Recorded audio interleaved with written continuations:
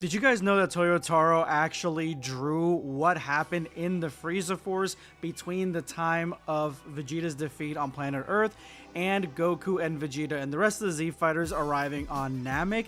This is 100% totally canon, and it was in the Dragon Ball Super manga.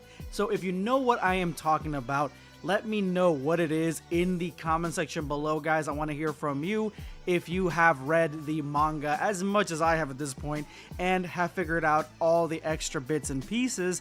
Let me know what I'm actually talking about in the comment section below.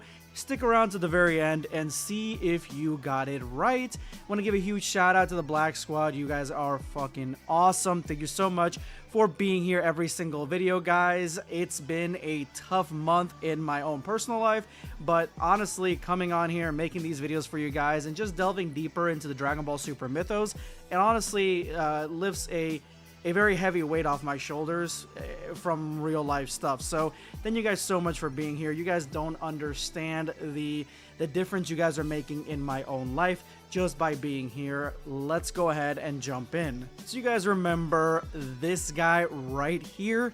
His name is Cranberry. He was in a lot of the background of Dragon Ball Z's manga, the anime, some of the games. Like, this guy is just one of those added on Frieza Force soldiers that has just kind of like a very simple name. There wasn't much of a backstory to him whatsoever until we get the Moro arc, and we see that he has teamed up with Moro to get him his wish. And we don't really know why he's there. Like, we don't get much insight into where he comes from, how he survived the end of the Frieza Force under Frieza, because he was there for the majority of it, and all the people that have names in the Frieza Force, they all basically perished once Golden Frieza was defeated. So we don't really get much on this guy whatsoever until now.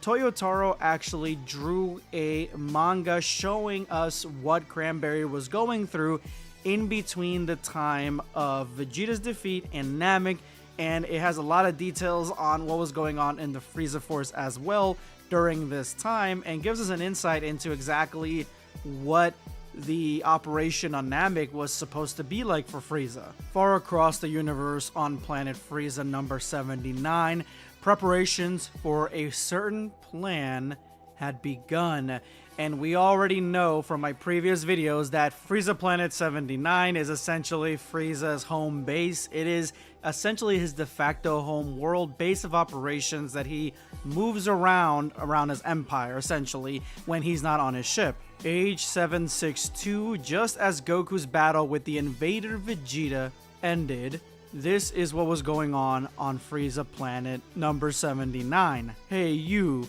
don't speak out of turn. We don't need soldiers who won't follow orders. I can kill you right now.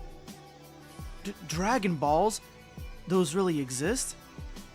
This is a top secret mission using only the minimum number of personnel, so do your best. We will now go with Lord Frieza to planet Namek to gather the Dragon Balls. So from these couple panels alone, we get a lot of information on the Frieza Force. Number one, it is obvious that Dodoria and Zarbon are like his top lieutenants, so it makes sense that they would be not only the ones helming a mission like this, but also giving briefing to the rest of the Frieza Force and letting them know exactly what's going on. Second of all, we get that Zarbon is a no-nonsense type of lieutenant, and he actively warns these guys that if they don't buck up, if they don't know what time it is, then he will basically unalive them, because yeah, he is that powerful and he does not care. It's the Frieza Force. But here is where it gets really interesting, and that is that the invasion of planet Namek with the Dragon Balls is a top secret mission, and they are using the minimum number of personnel they can for this job.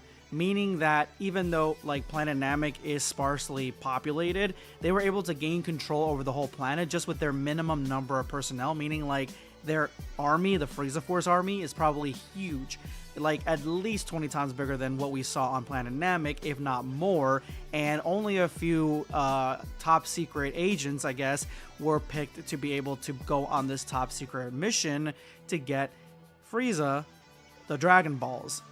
And the last important thing is here that it seems like even like the common soldier knows about the Dragon Balls or the legend of them, because Cranberry kind of already heard about these things and he kind of already knew, like, hey, those are the Dragon Balls, I can't believe they exist. So he was a little surprised on that. So this is where Cranberry becomes important, because he was one of those very important soldiers that was privy to the top secret mission of going to Namek and getting Dragon Balls. He was on this mission. However, it didn't go well for him, because ultimately, immediately on invasion, he was beaten by the young warriors of Elder Mori's village, showing like even top secret personnel are not that powerful, or the Namekians are kind of stronger. At least the warrior class is kind of stronger than the average Frieza Force soldier, but not as powerful as someone like Zarbon. After being beaten, he was ultimately killed by Zarbon, who kicked him, breaking his neck and dropping him in the water to drown. And I mean, Zarbon did warn him that he would kill him, so to me, like, the Frieza Force knows exactly where they stand in the army. Time passed, and in the middle of Goku and Frieza's final battle, a certain wish was granted.